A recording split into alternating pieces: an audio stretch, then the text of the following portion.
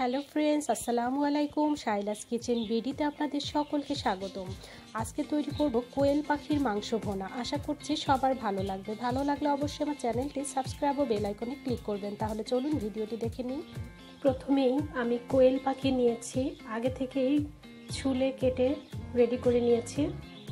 এখানে 6টা কোয়েল পাখি আছে। পরিমাণ মতো হলুদ গুঁড়ি, স্বাদ মতো লবণ,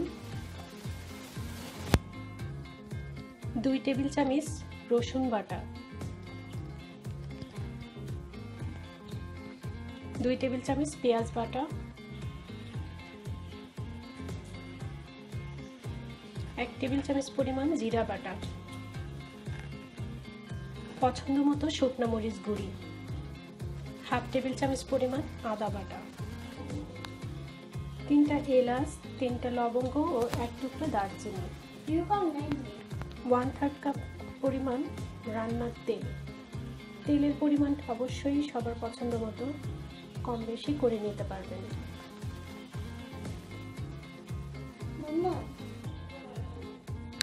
সবশেষে চুলা অন করে দিয়ে এবার মাংস ও মশলা খুব ভালোভাবে নেড়ে মিশিয়ে নিতে হবে।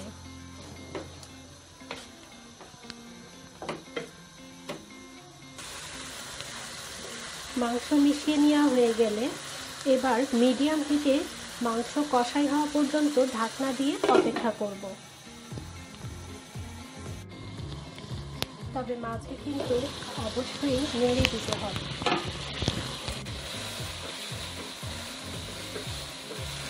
মাংস পুরোপুরি সিদ্ধ না হওয়া পর্যন্ত মাঝে মাঝে অবশ্যই একটু নেড়ে দিতে হবে।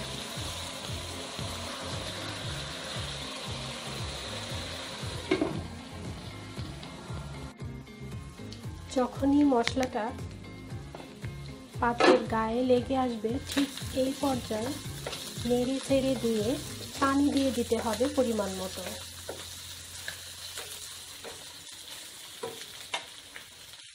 দিয়ে দিচ্ছি 1.5 কাপ পরিমাণ নর্মাল পানি।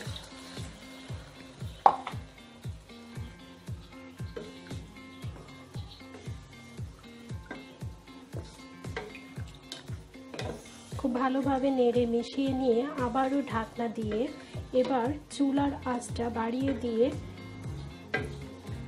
কিছুটা পানি শুকিয়ে যাওয়া পর্যন্ত অপেক্ষা করব।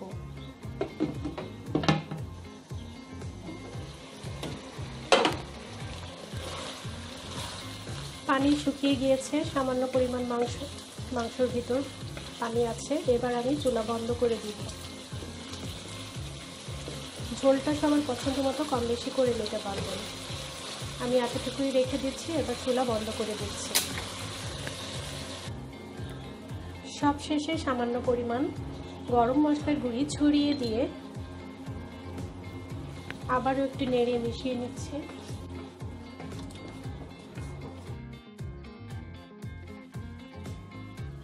তৈরি হয়ে গেল কোয়েল পাখির মাংস ভুনা। আশা করছি সবার ভালো লেগেছে। মাংস ভুনার কালারটা একটু হালকা লাগছে, কারণ লাইটের ব্যবধানে কালারটা চেঞ্জ এসেছে। ভালো লাগলে অবশ্যই আমার চ্যানেলটি সাবস্ক্রাইব ও বেল আইকনে ক্লিক করবেন। এতক্ষণ যারা সঙ্গে ছিলেন তাদেরকে ধন্যবাদ জানিয়ে শেষ করছি। আল্লাহ হাফেজ।